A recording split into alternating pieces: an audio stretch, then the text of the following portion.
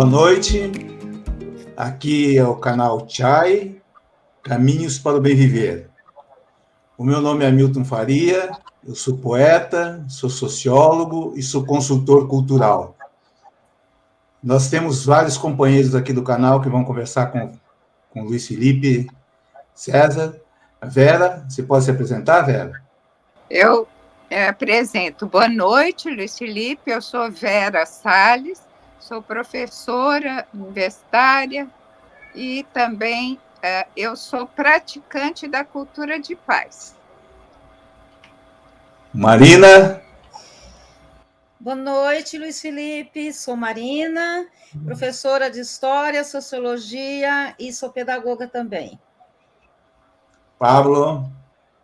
Boa noite, eu sou historiador pela Universidade Federal do Maranhão, sou jornalista, radialista e, mais importante, eu sou aluno da professora Vera. Maravilha! Bom, pessoal, o canal Chai, vou falar um pouquinho rapidamente sobre o canal Chai. Nasceu em 2020, a gente viu uma necessidade de começar a reunir experiências, conceitos, ideias, não sobre a questão do desenvolvimento, sobre a acumulação ou qualquer coisa dessa natureza, mas sobre um conceito que ganha força atualmente, que se chama bem viver, né?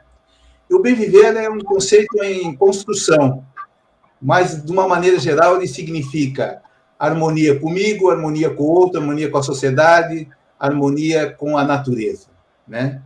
E, nesse sentido, nós entendemos bem viver como uma cultura da vida, né? Um respeito a todos os seres e espécies, direitos humanos e direitos da natureza. É importante isso. E a nossa inspiração maior é a cosmovisão dos povos originários e as experiências coletivas de defesa da vida, né? Vocês sabem que muita coisa cabe aí e que muitas vezes foge das tônicas que as pessoas dão para a renda, para emprego, etc. Mas se não houver renda, emprego e outras coisas sem bem viver, é uma farsa muitas vezes isso aí. A gente está procurando reconceituar essa questão da qualidade de vida a partir do bem viver. Bom, hoje nós temos a alegria de receber o Luiz Felipe César. O Luiz Felipe César é mestre em desenvolvimento sustentável, especialista em gestão ambiental de sistemas florestais e coordenou nada mais, nada menos que a APA da região de Serrinha, do Alambari, e também é diretor da ONG Crescente Fértil. Luiz, é uma satisfação, uma felicidade, uma alegria esse reencontro, a tua presença aqui no nosso programa, né? Igualmente, muita satisfação e agradecimento pelo convite. Vai ser um prazer conversar com vocês hoje. Luiz, para inaugurar o placar aí, vamos fazer o seguinte. Eu tenho ouvido falar da Crescente Fértil há décadas, mais ou menos desde meados dos anos 90, mais ou menos, né? E a Crescente Fértil, já naquele momento, ela participava de uma articulação mundial de lideranças e de organizações muito expressivas do mundo, de 100 países, né? Muitas vezes, muitas organizações do Brasil, muitas organizações da França, da Índia, do Paquistão, enfim. E a Crescente Fértil já exportava determinados conhecimentos e determinadas experiências, como foi o caso, por exemplo, da publicação que vocês fizeram sobre florestas. Eu queria que você falasse um pouco da Crescente Fértil, o que é a Crescente Fértil, qual a proposta dela e como tem se desenvolvido a partir desses anos. A Crescente Fértil é uma pequena ONG criada por um grupo de pessoas de Resende e que trouxe no seu espírito uma paixão minha pessoal pela floresta e também uma pegadinha na área cultural, que foi um foco inicial de trabalho, mas que com o tempo acabou ficando em segundo plano, porque o tema ambiental e o tema da floresta começou a ter muito mais visibilidade e oportunidades de trabalho.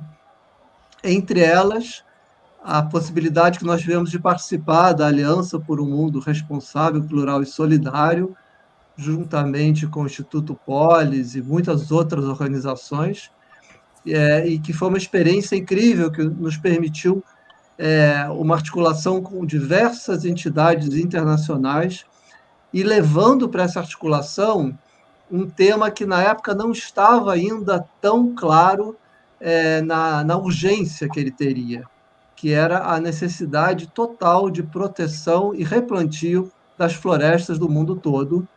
Inclusive, hoje, nós estamos vendo a crise climática como um testemunho dessa urgência.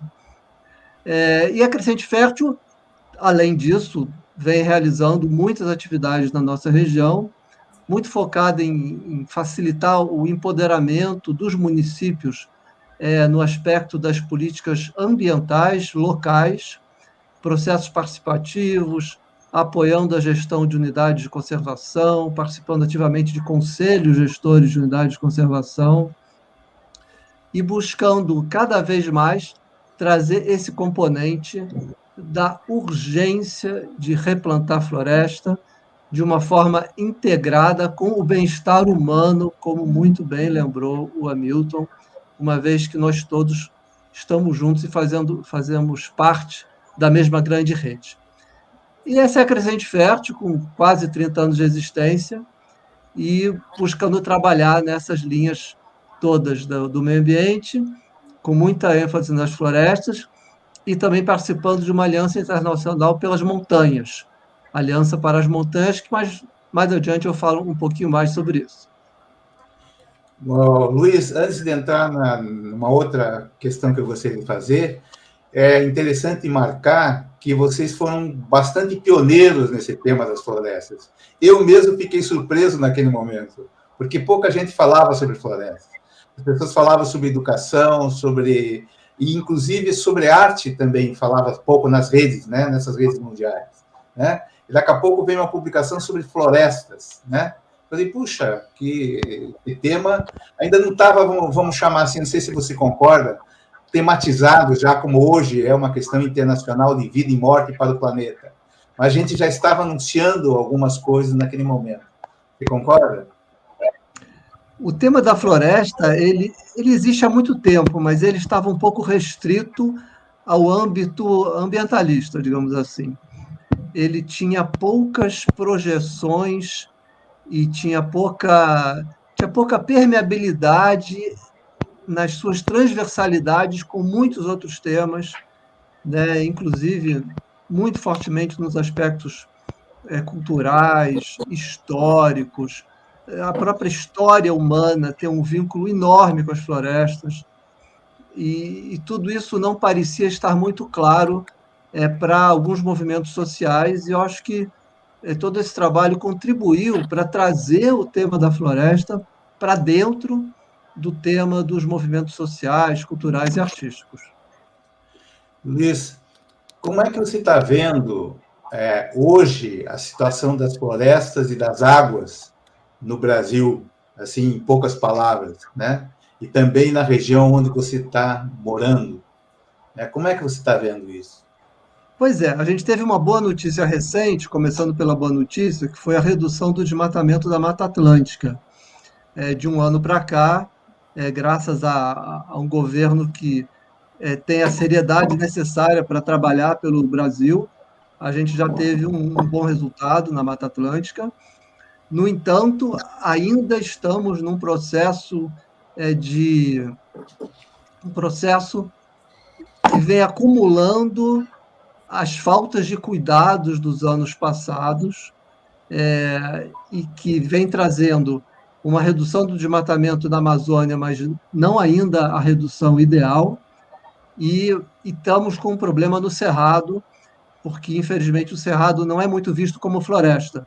Então, há ali uma permissividade da destruição daquele ambiente que é muito complicado e muito grave e que tem uma influência direta nas águas do Brasil como um todo. O Cerrado é a grande caixa d'água brasileira, Você tem ali diversas grandes bacias hidrográficas que têm no Cerrado o seu ponto de partida, e a gente tem cada vez mais a crise hídrica está aí, né? A seca na Amazônia, quem poderia imaginar uma situação dessas? E fora a própria desregulação do clima, com excesso de chuva no lugar, excesso de calor, e tudo isso afetando diretamente os rios, as chuvas, e totalmente relacionado com a perda das florestas e de outros ecossistemas, como o cerrado, que são igualmente importantes para o equilíbrio água-floresta do país inteiro, e isso se repercute mundialmente.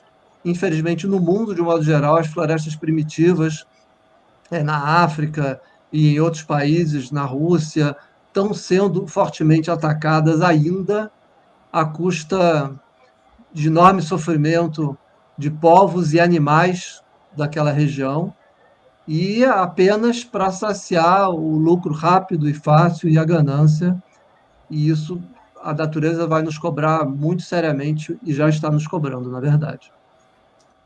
E na região de Serrinha, como se dá essa questão da água e da floresta? Nós estamos numa região privilegiada porque o poder público local, o município, desde que a gente começou a atuar, nós contamos com enorme receptividade do poder público local, e foi criada essa área de proteção ambiental da Serrinha, que é uma APA municipal. A APA é uma das categorias de unidade de conservação, é uma categoria que permite a existência dos seres humanos, urbanos, juntamente com a natureza. Então, ela não exclui nenhum nem outro. Ela busca, literalmente, a sustentabilidade do desenvolvimento de um local. E isso nos possibilitou uma condição de aumento da cobertura florestal, um aumento que já vinha acontecendo discretamente, mas se consolidou a partir dessa proteção legal e desse planejamento do território. E na região também, como nós temos o Parque Nacional do Itatiaia como mola mestra da proteção ambiental, é o primeiro Parque Nacional do Brasil, ele também tem um poder de influência que irradia para a nossa região toda. E tem sido fundamental, porque, graças a isso, entre outros fatores, nós temos tido, nas últimas décadas, um aumento da recuperação das florestas, e isso traz benefícios locais, mas não nos deixa imunes às grandes mudanças do clima que estão acontecendo por conta da destruição da natureza em escalas enormes em regiões mais distantes. Vera, você está querendo fazer uma pergunta, né, Vera? Sim, é que, Luiz, você acha viável que sejam ampliadas esses projetos de água, de floresta, a nível de Brasil? É muito viável, necessário, e cada vez mais a gente está tendo essa compreensão sobre a importância da infraestrutura verde. É um termo relativamente novo, por muito tempo se falou nas grandes infraestruturas hídricas, barragens, grandes obras, que tanto serviam para guardar água, como também para gerar energia, e às vezes eram apontadas como soluções para evitar secas e evitar inundações. Mas agora percebe-se que a infraestrutura verde, que é, por exemplo, recuperar uma área de floresta, ela é mais importante do que a infraestrutura cinza, porque ela tem uma duração de largo prazo e ela vai na causa do problema. Ela trabalha o clima, a permeabilidade do solo, o equilíbrio do sistema hídrico. Então, ela é muito mais eficiente, e cada vez mais essas soluções vêm sendo adotadas, inclusive por comitês de bacia, que é o caso de um projeto que a gente fez recentemente. Os comitês de bacia, com recurso pelo uso da água, começam a apoiar financeiramente essas iniciativas que muitos chamam de produção de água através do plantio de florestas.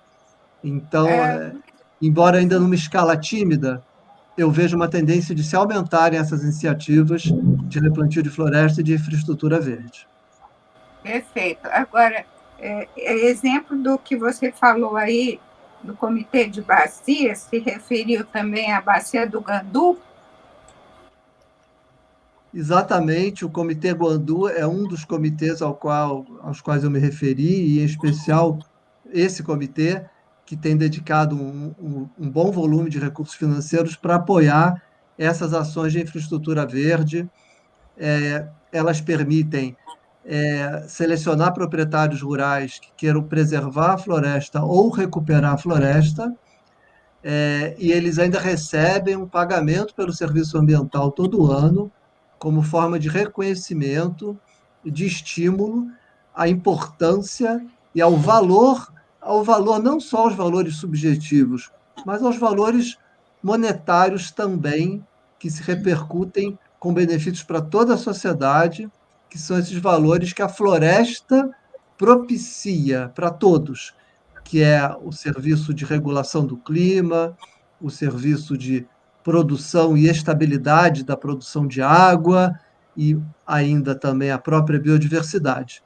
Então, o Comitê Gondu é uma referência nesse aspecto também. Essa pergunta que eu vou fazer está dentro disso aí. Se a preservação e o reflorestamento pode ser a solução para o desequilíbrio climático? Essas ações são fundamentais, mas elas não são a solução, porque se não houver uma redução das emissões, a gente não consegue dar conta de reabsorver o carbono que já está sobrando na atmosfera, porque não vai ter lugar para plantar tanta árvore.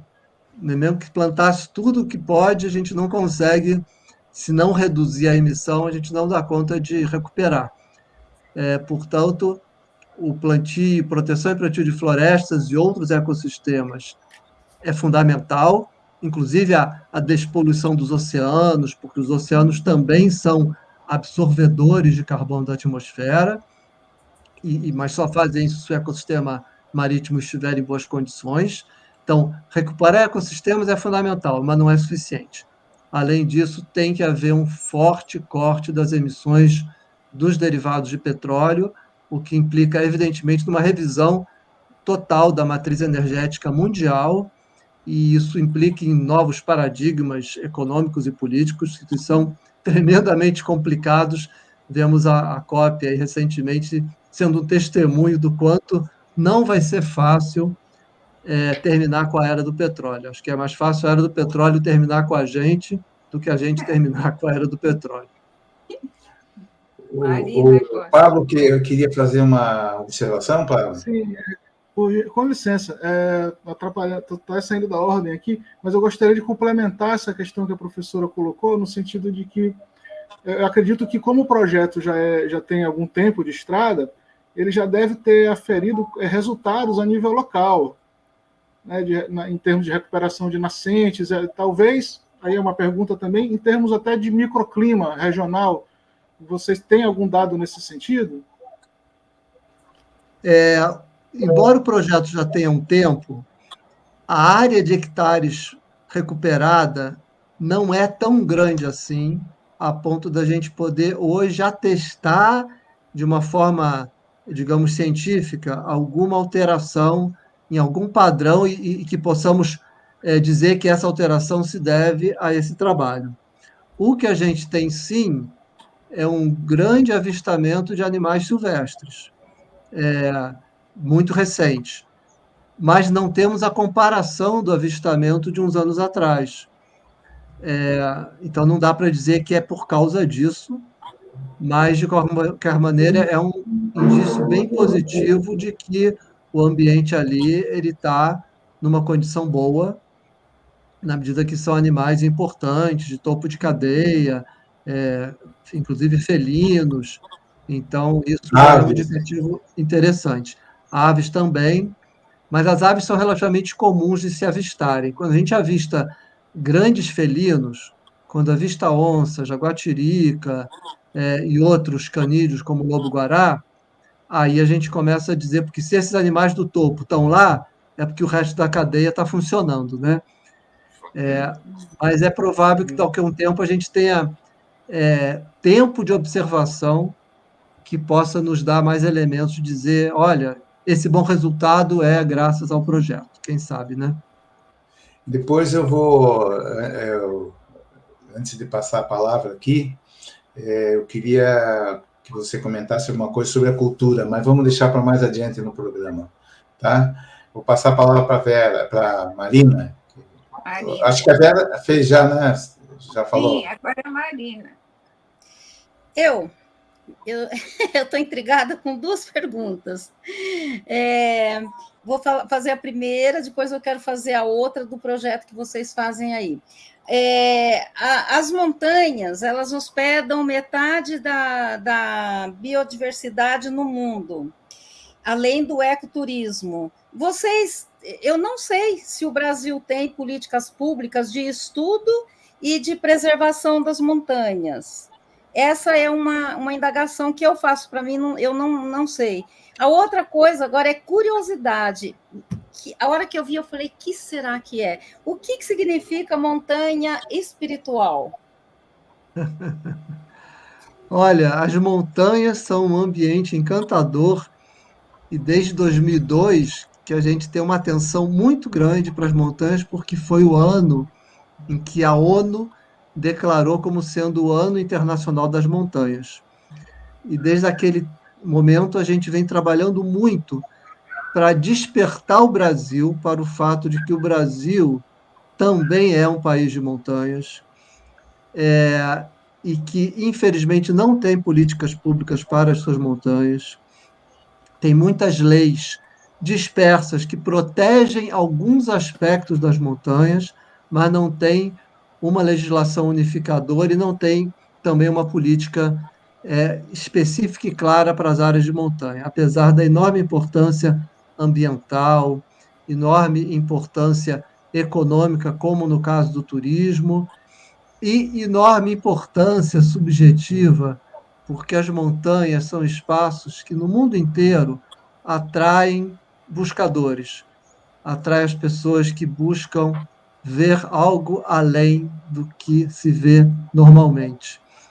Não é por acaso que tem tantas histórias daqueles gurus que vão para o Himalaia, vão para uma alta gruta, uma gruta no alto da montanha e ficam lá. Está na história da humanidade, né? Você sente um impulso muito forte e vai para o alto de uma montanha e faz lá um ritual, faz uma oração. Então, está na história humana.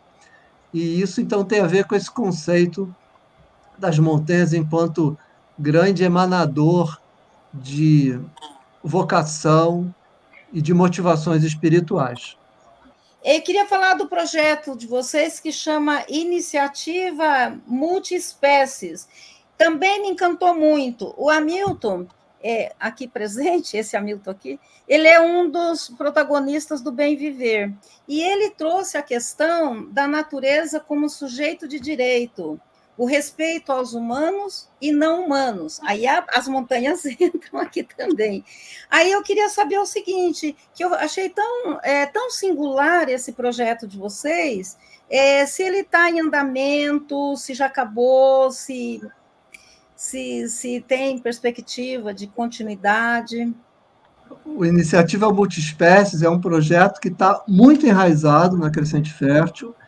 Ele acontece, está acontecendo. A gente se vira para conseguir uma pingadinha de recursos para que ele se mantenha em funcionamento. Ele permite que a gente ofereça um trabalho constante, sobretudo de orientação e educação em relação aos bons tratos aos animais. Buscamos encaminhar sempre situações que necessitam de um socorro, de uma emergência, a gente faz o encaminhamento. Casos de animais abandonados também, a gente busca fazer articulação com pessoas que desejam fazer adoção, mas a gente só entrega o animal ele estando castrado e devidamente vacinado. Então, e a gente busca permanentemente educar e orientar para o fundamental respeito pelas espécies e que isso precisa estar introjetado na alma humana, inclusive, pessoalmente, eu, minha companheira, a gente não se alimenta de animais, a gente não consome carne de tipo algum, também motivados, e o nosso amigo Hamilton, também motivados por esse impulso de respeitar extremamente o direito à vida dos demais seres vivos, né? Eu até ontem brinquei que estava na hora de falar nos direitos vegetais, não só nos direitos animais, e acho que isso vai ser em outra etapa, né? Mas, enfim. Então, esse é um projeto no qual nós temos imenso carinho e vamos fazendo ele na medida do possível e já tendo dezenas, talvez centenas de cães e gatos resgatados e encaminhados e essa busca por uma consciência melhor das pessoas em relação ao valor de todos os animais, de todos os seres vivos.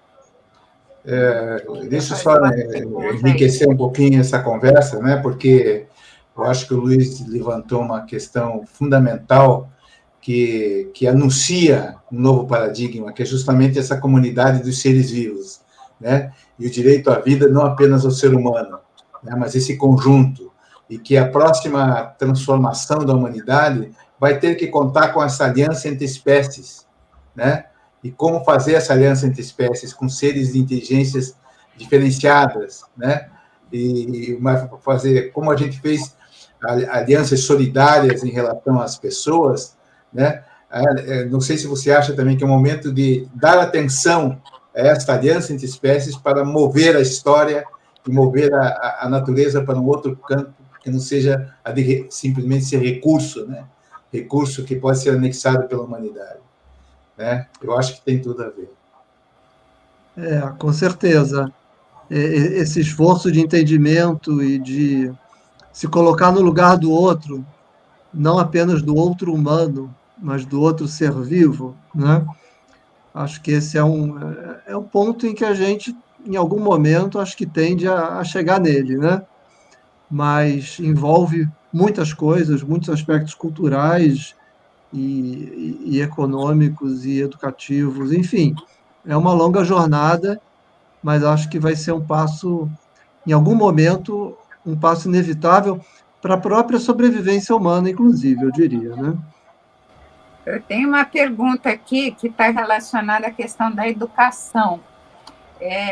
Felipe, isso que está relacionado, vocês têm algum trabalho junto com escolas, com universidades? Como é essa parte de educação para essa A gente está sempre disponível para, né?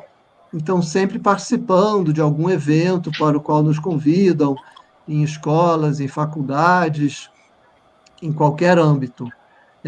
Nós não temos, assim, uma rotina pré-estabelecida, mas com alguma frequência existem situações em que a gente pode apresentar um pouco do nosso trabalho para esses ambientes da educação formal.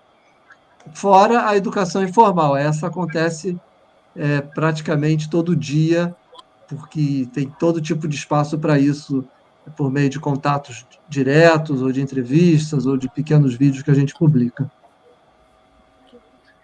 Uma questão que eu gostaria de colocar se daria na outra ponta digamos assim, do processo de utilização da água, né? Porque a pressão vem das cidades, né?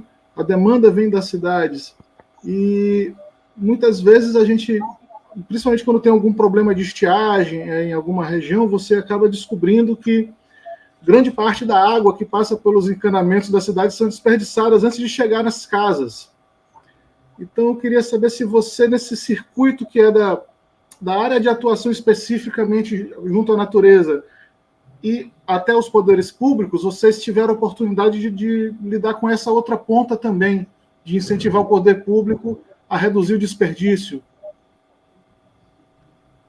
Olha, a gente atua, e aí, no caso, como no momento a gente está presidindo um comitê de bacia, que é o Comitê de Bacia do Médio Paraíba, e que é justamente a região que, graças a uma transposição que acontece, permite que a água vá para o sistema Guandu e abasteça milhões de pessoas no Rio de Janeiro, a gente sempre, pelo Comitê de Bacia, fala muito no assunto da água, do desperdício, das boas práticas. Porém, existe um dado que, às vezes, algumas mídias insistem naquelas ações individuais, né? Fecha a torneira enquanto escova o dente, fecha o chuveiro enquanto se ensaboa e tal, faz a sua parte. A gente tem uma visão de que insistir muito nessas atitudes individuais, às vezes, distorce um pouquinho a verdadeira raiz do problema, uma vez que, primeiro, existem políticas públicas que têm que ser implementadas, né? Isso passa pela lógica até dessa história das concessões das grandes empresas de água, da água enquanto meio de lucro, mas tem um fator aí que é importantíssimo, que é quando a gente analisa os percentuais de consumo de água do Brasil, o grande consumidor de água é a irrigação, é o agronegócio irrigado. É um absurdo. Eu não tenho aqui o número exato, mas é fácil fazer uma consulta e ver os percentuais de uso de água no Brasil. A irrigação é o grande demandante de água, é a irrigação. E o Brasil, como tem aquele histórico de achar que é o país da fartura, que tudo tem e nunca falta nada, as metodologias de irrigação usadas no Brasil, em geral, são altamente perdulárias. Elas desperdiçam muita água. Elas fazem sistemas que a maior parte evapora. Enfim, são sistemas muito primitivos. Então, assim, a melhor maneira hoje de racionalizar o consumo de água e a demanda de água no Brasil seria um forte trabalho de racionalização dos sistemas de irrigação, com melhores tecnologias, melhores equipamentos e melhores estratégias de uso do solo. Isso seria um fator muito decisivo. Claro que vazamentos, desperdícios, melhor gestão do sistema nas grandes cidades também é fundamental, mas não é o que representa o maior percentual quando a gente analisa a demanda de água, os usos no Brasil como um todo. A gente está falando de uma fatia da pizza de que tamanho, mais ou menos? Assim, chega a ser 10%, 20%, 30%? A irrigação? Não, é muito grande, é mais da metade. É uma coisa absolutamente desproporcional em relação ao resto, né? É irrigação, depois vem a indústria, e só depois, se não me engano, é que vem o consumo humano, onde, obviamente, estão as cidades, sejam grandes ou pequenas. Então, é fundamental atacar esses outros pontos, porque senão, realmente, a gente não, né, só vai ficar tirando água dos rios cada vez mais. Aí, ao mesmo tempo, destrói as florestas, os rios passam a ter menos água, porque chove menos, então a gente fica com um cenário aí para frente muito ruim, se não tiver uma mudança de estratégia. Vocês têm essa gestão de bacia acho que é a bacia do Rio Paraíba, de uma maneira mais geral, né? O Guandu, dentro do Rio Paraíba do Sul, né? No caso, é uma região de agricultura muito antiga no Brasil já. É uma região que foi onde se desenvolveu o ciclo do café, século XIX. Hoje em dia, você presencia ainda métodos agrícolas, inclusive de irrigação, muito antiquados nessa região? Olha, na região do Vale do Paraíba, a agricultura já não representa um índice muito significativo, porque é uma região que já está cada vez mais urbanizada, industrializada. O que realmente hoje o nosso grande desafio enquanto país são essas grandes fronteiras agrícolas, né, sobretudo no Cerrado, que de fato vem demandando uma quantidade enorme de água, de sistemas irrigados, e que se a gente não cuidar disso, a gente vai ter um problema grande. Aqui no Rio, na Bacia do Paraíba, a situação não é tão grave nesse aspecto. Olha, ou seja, o agro não é pop. Pois é, a gente, infelizmente, não consegue afirmar isso, né? Porque o agro é uma coisa tão bonita, né? É fundamental a agricultura para alimentar as pessoas. A espécie humana só é o que ela é, porque lá no Crescente Fértil, né, há 5.000 anos atrás, foi inventada a agricultura. E o ser humano deixou de ser caçador-coletor e passou a ter residência fixa, né, conforme as áreas agrícolas estavam ali. Infelizmente, com as lógicas de produção em grande escala, as monoculturas. A gente acaba tendo sistemas de produção que vão muito contra a tendência da natureza. Então, acabam favorecendo as pragas, ditas pragas, né? Porque não tem praga, né? Aqueles animaizinhos que se proliferam muito porque ali só tem comida para aquele animalzinho, né? E aí tem que entrar o veneno para matar, e aí a coisa entra num círculo vicioso. E a agricultura poderia adotar novos paradigmas, novos parâmetros de sustentabilidade. Isso ajudaria muito para a gente poder realmente dizer que o agro é pop, que o agro é eco, né? Mas tem um caminho a ser trilhado aí para a gente poder fazer essa afirmação ainda. Um caminho longo, parece. A região de Serrinha e de Resende, por exemplo, não é uma região agrícola muito vital, né? Vamos chamar assim, nem uma região de pecuaristas, etc., né? Não é verdade? Já teve o ciclo do café, depois acabou, teve o gado, produção leiteira, e agora cresce muito o turismo. Qual a incidência do turismo sobre as florestas e as águas da região? O turismo aqui é motivado pelas montanhas, pelos rios e pelas florestas, casa tudo isso. É um turismo que nem sempre respeita esses atributos, mas se alimenta deles, e existem movimentos crescentes de buscar qualificar esse turismo, de forma que cada vez mais ele seja um elemento que contribua para a proteção dessas bases, e não que seja um elemento que destrua as próprias bases de sua própria sustentação.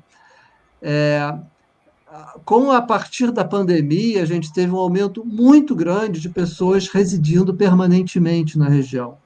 Pessoas que só vinham fim de semana, por conta da pandemia e da internet, descobriram que podiam morar no campo e continuar trabalhando.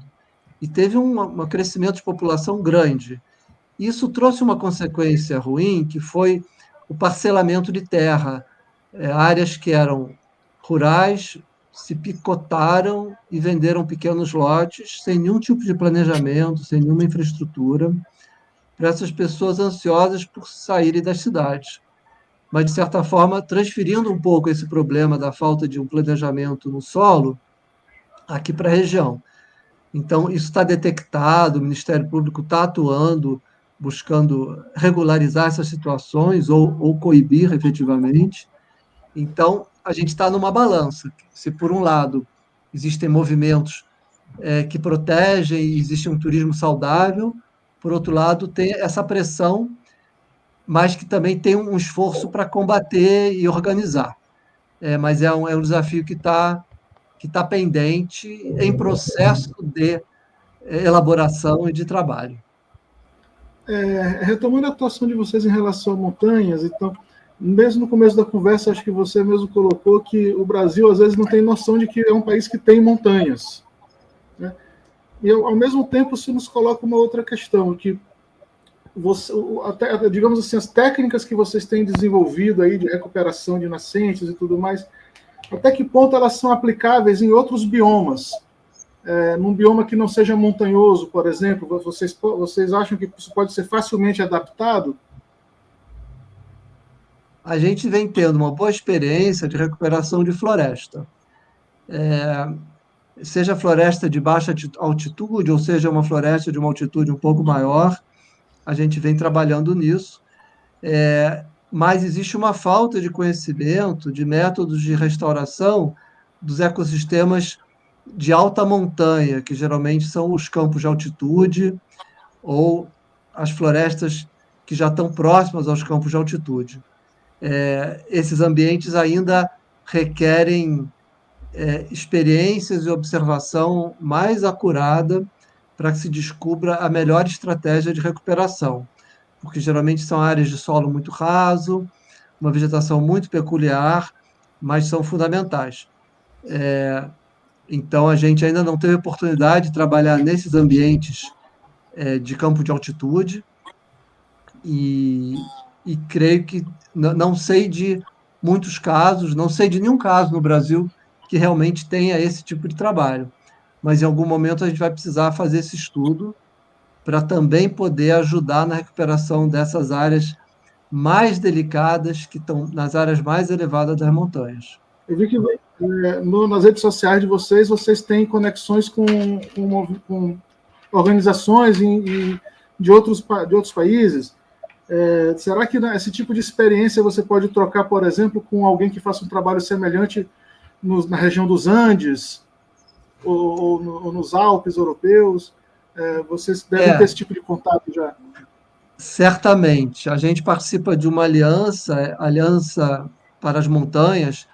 Ela reúne mais de 500 organizações, é secretariada pela FAO, que é um órgão da ONU, e graças a essa aliança a gente tem conexões com organizações tanto não governamentais como governamentais do mundo inteiro, e uma conexão muito estreita com organizações andinas, com as quais a gente aprende muito, porque os Andes têm uma tradição de convivência com o ambiente montanhoso milenar, né? Desde aquelas grandes civilizações que já habitaram aquela área até as atuais organizações que atuam naquela área. Então, a gente tem ali uma escola que nos ensina métodos de organização social, métodos de estratégia ambiental para recuperação de áreas, para proteção, que abrangem todos os níveis de altitude, inclusive aquelas altitudes que a gente nem tem por aqui, quando elas passam muito dos 3.000 metros, né? Então, a gente tem esse aprendizado constante, conversa constante, isso tem sido muito bom, não só para aprender técnicas específicas, mas também para perceber que as dinâmicas e as necessidades de atuação para conservar e para recuperar ambientes de montanha, elas são muito parecidas no mundo inteiro. As montanhas sofrem pressões muito similares, seja no Brasil, seja nos Andes, seja nos Alpes, no Himalaia, nas rochosas lá dos Estados Unidos. Essa pressão do turismo, a questão da água, o desmatamento em alguns casos, as dificuldades de trabalhar o solo, a facilidade de acidentes naturais, por conta do relevo, né, desbarrancamentos e tudo, a fragilidade das montanhas. Elas têm enorme potência, enorme poder, mas são extremamente frágeis ao mesmo tempo. Que nessa região, salvo engano, vocês me corrijam por gentileza, todo ano você tem problemas de deslizamentos, causando vítimas, né? E talvez esse tipo de ação pudesse até prevenir esse tipo de acidente, né? Você somando não só o cuidado com essa vegetação em área de montanha, mas também com o planejamento urbano, evitar que certas áreas sejam ocupadas e tudo mais. É só para dar mais esse ponto que acho que você estava quase tocando nesse assunto. Muito bem lembrado. A ocupação de algumas áreas montanhosas sem controle é a grande causa desses acidentes naturais se transformarem em tragédias, porque as montanhas são vulneráveis, elas sofrem fenômenos naturais de deslizamentos, mas que são muito agravados quando elas são desmatadas e mais agravados ainda quando elas são ocupadas de forma indevida. Então, prevenir e organizar a ocupação é fundamental para evitar tragédias. Agora, Luiz, eu acho que você, no início, você falou que a Crescente Fest tinha uma pegada cultural, né? Uma pegadinha cultural, etc., que depois ficou um pouco, né? Mas o que você está nos trazendo tem tudo a ver com uma interculturalidade e com uma relação cultural, né? Quer dizer, com a relação com os outros povos, etc. Como que vocês bebem esse aprendizado, por exemplo, dos povos originários, que hoje são uma inspiração de defesa da água, das florestas, etc. Vocês têm alguma relação com eles, mesmo internacionalmente? Como é que se coloca isso? Olha, a gente bebe com muita satisfação desse conhecimento, mas na prática nós não temos uma relação assim específica com grupos de povos originários que estejam atuantes. Então, é uma lacuna de aprendizado que nos falta, mas a gente está sempre muito atento à oportunidade de aprender, porque esses povos estão aí há milênios, né? E convivem com as dinâmicas do ambiente e se adaptam a essas dinâmicas. Eles têm muito a nos ensinar sobre conviver com a natureza e saber se adaptar às mudanças que a natureza de vez em quando provoca, porque a natureza sempre teve muita dinâmica de mudança, embora evidentemente nunca de forma tão rápida como está acontecendo nas últimas décadas.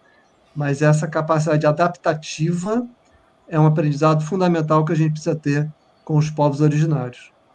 Luiz, há mais ou menos 15 anos atrás, ou talvez até mais um pouquinho, eu lembro que eu li um texto e fiquei assim impactada. Um ex-ministro aí falou que a próxima guerra seria por água. E a ONU alerta que até 2050, 5 bilhões de pessoas serão afetadas. Então, a pergunta é a seguinte: qual que é a importância da água para o futuro?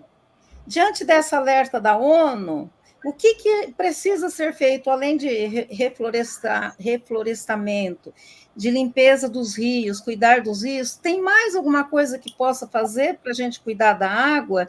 Certamente que não é privatizar, porque aqui em São Paulo, na nossa Sabesp aqui está em processo de privatização. Só que outros países desenvolvidos passaram a comprar novamente a empresa. Então, e dentro dessa alerta da ONU, como que você vê o futuro da água? Pois é, eu vejo que o próximo passo precisa ser uma transformação profunda nas políticas públicas. Acho que porque o conhecimento científico já está muito consolidado e já nos deixou mensagens muito claras sobre a importância dos ecossistemas íntegros para o equilíbrio climático e para o equilíbrio hídrico. Isso está pacificado, mas não foi absorvido pela grande maioria daqueles que governam. E ainda existe uma dissonância cognitiva ou pior, né? Que faz com que não haja essa junção entre o que se sabe hoje e o que se pratica. Daí que entra a questão da comunicação, da cultura, da mobilização da sociedade. Se a gente continuar elegendo certo tipo de político, certo tipo de governante, acho que o futuro vai ser muito ruim. E tem que haver uma mudança profunda, né? Essas pessoas precisam ter um mínimo de consciência de que o planeta precisa continuar tendo condições de abrigar os seres humanos. Que, na verdade, não se trata do fim do mundo. Trata-se do fim de muitas formas de vida. E os humanos, sobretudo os humanos mais pobres, vão ser uma das vítimas mais afetadas por essas mudanças. Portanto, mudar o paradigma de governança é absolutamente fundamental. Mas a mudança do paradigma de governança está muito ligado com a questão cultural, né? Porque no sentido de você mudar as gentes, as pessoas, né? E aí, por exemplo, não apenas o indivíduo, mas o coletivo. Mas aquilo que o Gandhi falava, nós somos a mudança que queremos ver no mundo, é fundamental. Porque às vezes tem pessoas que estão operando políticas públicas, mas que não mudaram a sua atitude com relação ao mundo, né? Então operam políticas públicas conservadoras, né? Que vem horizonte no desenvolvimento. Hoje eu acho que existe uma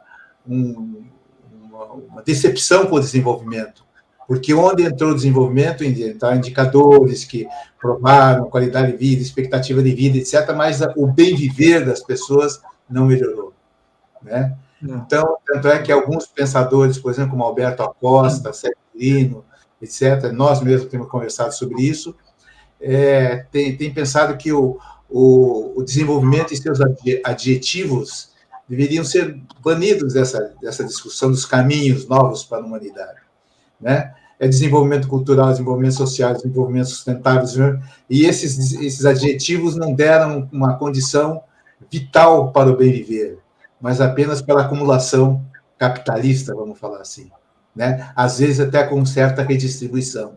Então é uma questão para ser pensada, eu acho que nesse processo todo, culturalmente, né?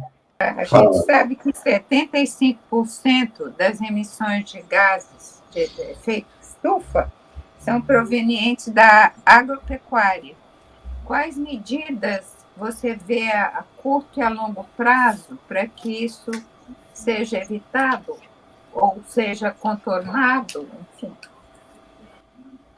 Pois é, aí a gente tem uma questão cultural muito forte, que é cultural barra econômica, que tem a ver com a demanda pela carne no mundo inteiro e a,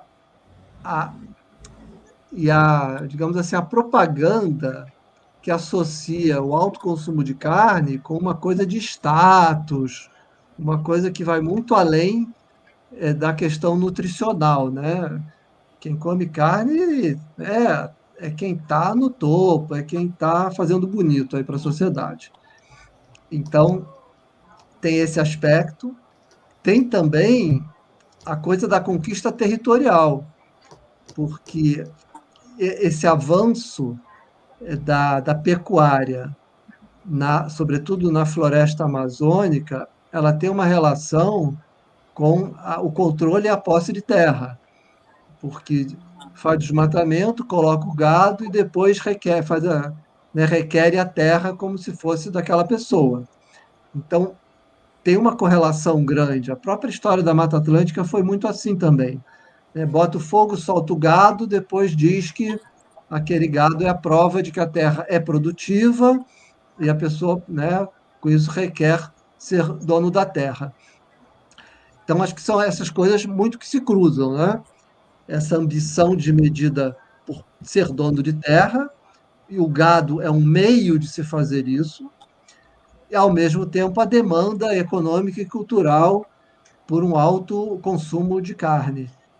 Tudo isso casado e aliado a métodos de produção muito primitivos, que geralmente esse gado fica lá solto, né, ocupando uma área enorme com uma baixa produtividade.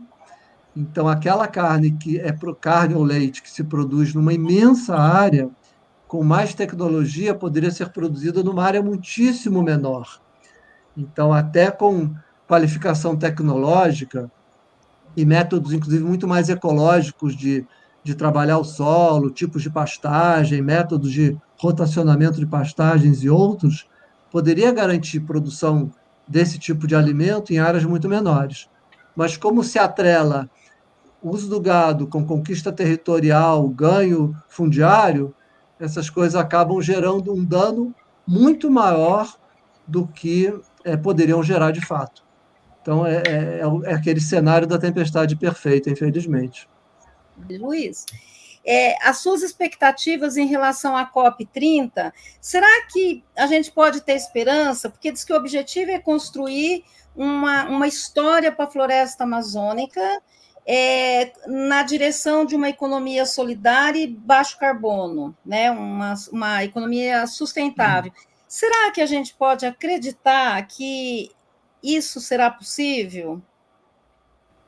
Eu quero muito acreditar, eu acredito, mas vai ter mais aí. Olha a realidade também, né?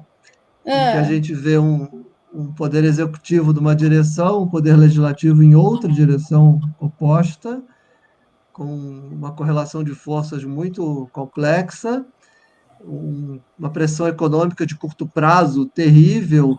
Não se percebeu ainda, como você disse, a questão do valor da água.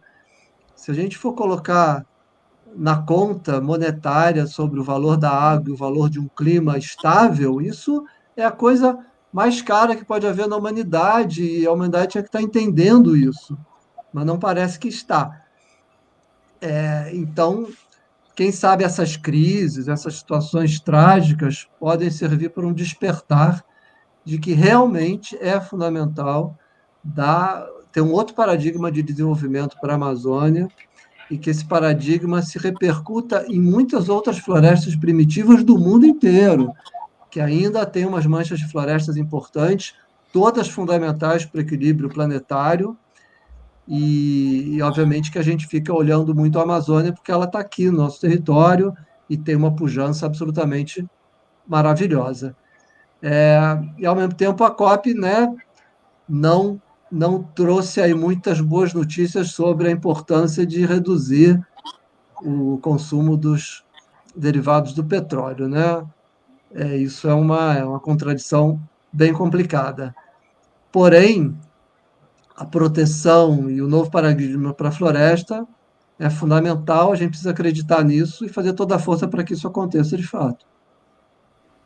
Acho que é um complemento até do que foi colocado ainda há pouco, de saber a opinião do Felipe sobre o mercado de carbono, essa proposta de desenvolvimento até de bolsa de carbono, porque quando a gente escuta falar sobre isso, ainda escuta muitas opiniões muito antípodas, muitas polêmicas. Há quem coloque isso como uma panaceia, por outro lado, há quem desconfie e coloque isso como uma armadilha, porque os países desenvolvidos continuariam a agredir a natureza. E já está acontecendo isso na Colômbia, na África, etc., de ocupação de territórios em função do mercado de carbono. Até como, talvez, para tentar diminuir a nossa própria ignorância a respeito do assunto, saber até qual é a expectativa de alguém que trabalha diretamente com recuperação ambiental em algum nível, a respeito de uma ferramenta como essa, da utilidade que ela poderia ter no dia a dia desse trabalho e na economia como um todo, por gentileza.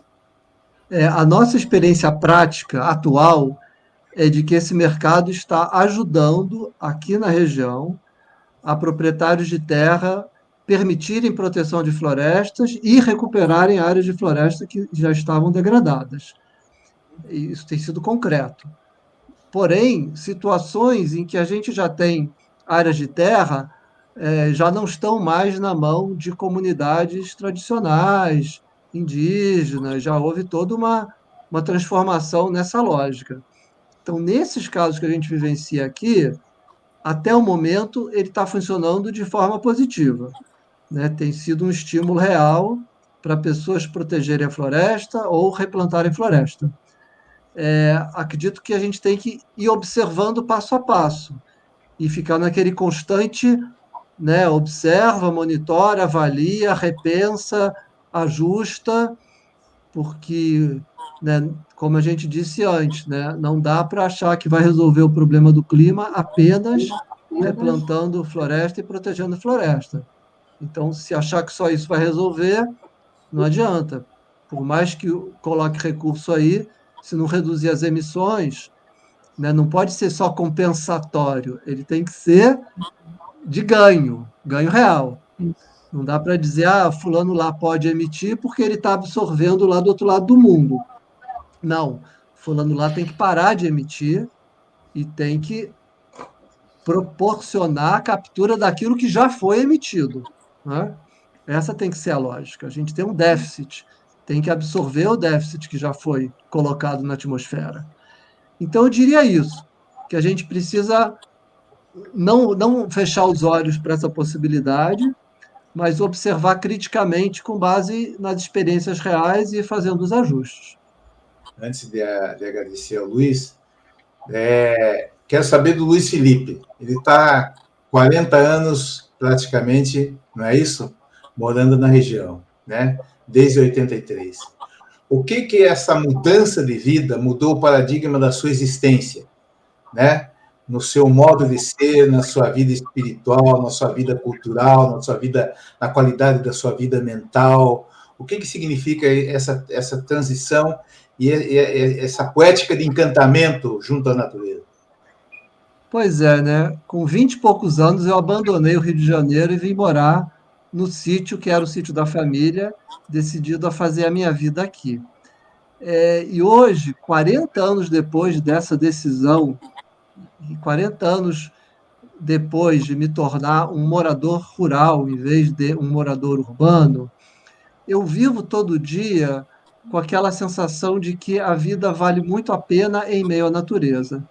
Eu ainda tenho aquela sensação de ter feito uma conquista. É engraçado isso. 40 anos depois, eu ainda me delicio com a possibilidade de acordar no meio da floresta com o passarinho, poder tomar banho de rio, como se isso fosse uma revolução interna recente, quando já, na verdade, é uma revolução interna que já tem 40 anos. Então, é esse renascer de cada dia que me abastece e que renova a minha certeza de que eu não seria eu vivendo numa cidade, ainda mais se for uma cidade grande, como tantas cidades grandes existem por aí, que tem uma perda enorme de qualidade de vida e de perspectiva das pessoas em relação à vida e ao mundo. Então, assim, é como viver de verdade, né? E eu me sinto nesse viver de verdade desde então. A natureza proporciona isso. E acredito que todo mundo que puder dar esse salto, tiver essa oportunidade, vai ter muito a ganhar, vai ser muito feliz. Muito bom. Luiz, a gente só tem a agradecer a essa conversa que poderia se expandir por muito tempo e terminando com essa experiência, né, falando de vários temas contundentes da contemporaneidade aí das águas, das florestas, que são a alma do bem viver, vamos chamar assim, né? A alma do bem viver é as florestas e as águas, né? E as montanhas, vamos chamar assim. E esses saberes que emanam daí. Então, é bom saber pessoas como você que mudaram de vida, que não apenas apreciam a natureza, mas foram ao encontro da natureza para refazer seus conhecimentos, a sua imaginação, a sua subjetividade.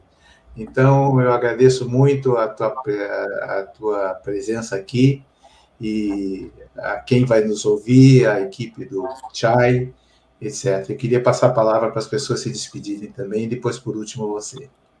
Para mim, agradecer o Luiz Felipe pela coragem, por tudo, por esse caminho, né, que realmente foi de encontro, e com certeza não só o mundo agradece, mas as florestas agradecem, né?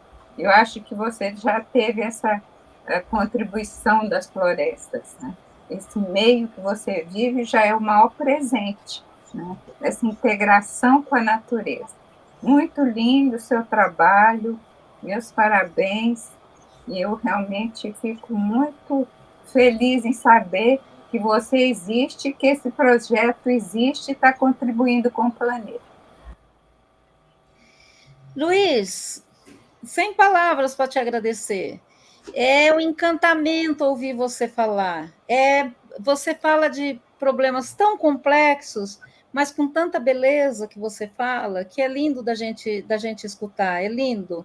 E não poderia acabar essa live tão bem, tão poética quanto essa última fala sua, sobre a sua vida no campo. É puro encantamento, mas muita gratidão por você estar aqui conosco, é uma honra, e tomara que muitas pessoas possam te assistir, porque é um aprendizado. Gratidão, Luiz. Foi uma conversa tão esclarecedora quanto também inspiradora. Muito obrigado por tu disponibilizares um pouco do teu tempo para a gente aqui, e vamos fazer de tudo para levar essa mensagem adiante. Muito bom trabalho. Parabéns. Luiz. Bem, eu agradeço também demais a todos vocês que trouxeram perguntas tão inspiradoras e reforçaram o meu encantamento e a certeza de que o quanto quem faz o encantamento a partir de palavras, como o poeta, como Hamilton, é capaz de proporcionar a um coletivo maior, né? Juntando pessoas como vocês e possibilitando que isso se repercuta nas redes e que, de alguma maneira, promova melhores entendimentos sobre a relação nossa com o mundo natural, do qual nós somos parte totalmente integrante, né? Então, muito agradecido também. Eu sou apenas um plantador de árvores que ama todos os seres e que a vida permitiu essa oportunidade de poder incentivar outras pessoas a também plantarem árvores e também incentivar outras instituições a protegerem florestas, e uma coisa vai levando a outra. A natureza é muito sábia, ela sempre aponta o caminho que a gente tem que seguir a cada dia. Então, muitíssimo agradecido ao grande amigo, a todos vocês e ao grande amigo Hamilton. Obrigado. Gratidão.